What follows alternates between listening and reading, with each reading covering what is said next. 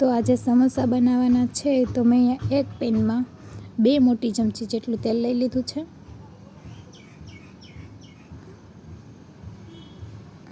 હવે તેલ ગરમ થયું છે કે નહીં એ ચેક કરવા આપણે રાઈ નાખી દઈશું. તો આપણું તેલ ગરમ થઈ ગયું છે, તો આપણે રાઈનો વઘાર કરી દઈએ.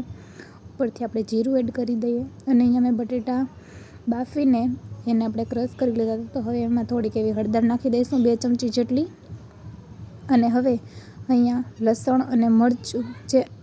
લસણ મરચાંને મેં પેસ્ટ કરેલી છે, એને આપણે હળદરની ઉપર બધું આપણો તેલનો વઘાર એડ કરી દઈશું અને સારી રીતે બધું આપણે મિક્સ કરી લઈએ. હવે 1 ચમચી જેટલું આપણે નમક એડ કરી દઈશું, 2 ચમચી જેટલું લાલ મરચું પાવડર, 1 ચમચી જેટલું ધાણા જીરું પાવડર,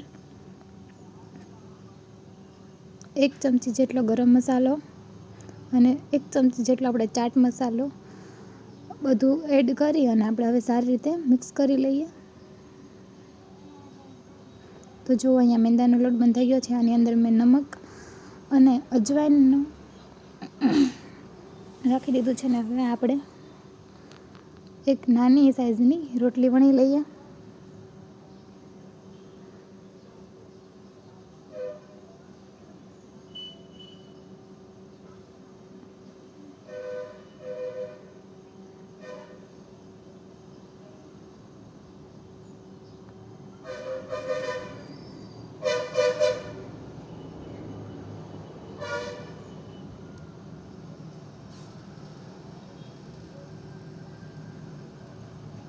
તો અહીંયા આપણી રોટલી વણાઈ ગઈ છે. હવે આપણે વચ્ચેથી કટ કરી લઈએ અને જે આપણે સમોસાનો ડો તૈયાર કરેલો છે આપણે સ્ટફિંગ વચ્ચે રાખી દઈએ અને ચારે બાજુ પાણીની આપણે કિનારી પર આપણે પાણી લગાવી દઈએ, જેથી આપણા સમોસા તળતી વખતે ફૂલે નહીં અને આપણું સ્ટફિંગ બહાર ના નીકળી જાય. તો હવે આપણે સમોસા બનાવી લઈએ. વચ્ચે આપણે થોડુંક સ્પ્રેસ કરી દઈશું, જેથી બટેકાનું જે સ્ટફિંગ છે સરખી રીતે થઈ જાય.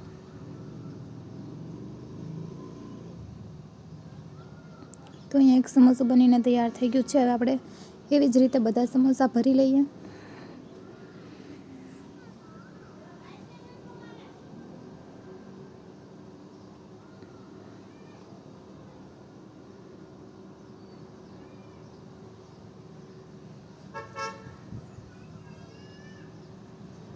આવી રીતે આપણે બધા જ સમોસા ભરી લેવાના છે.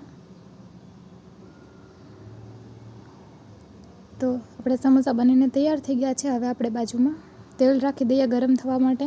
તો હવે આપણું તેલ ગરમ થઈ ગયું છે. હવે આપણે સમોસાને તળવા માટે રાખી દઈએ.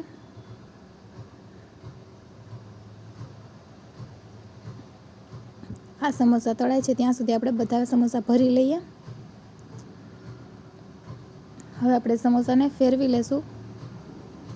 તો જો અહીંયા આપણા સમોસા બનીને તૈયાર થઈ ગયા છે. હવે આપણે આને એક પ્લેટમાં નીકાળી લઈએ. તો જો અહીંયા આપણા સમોસા બનીને તૈયાર થઈ ગયા છે.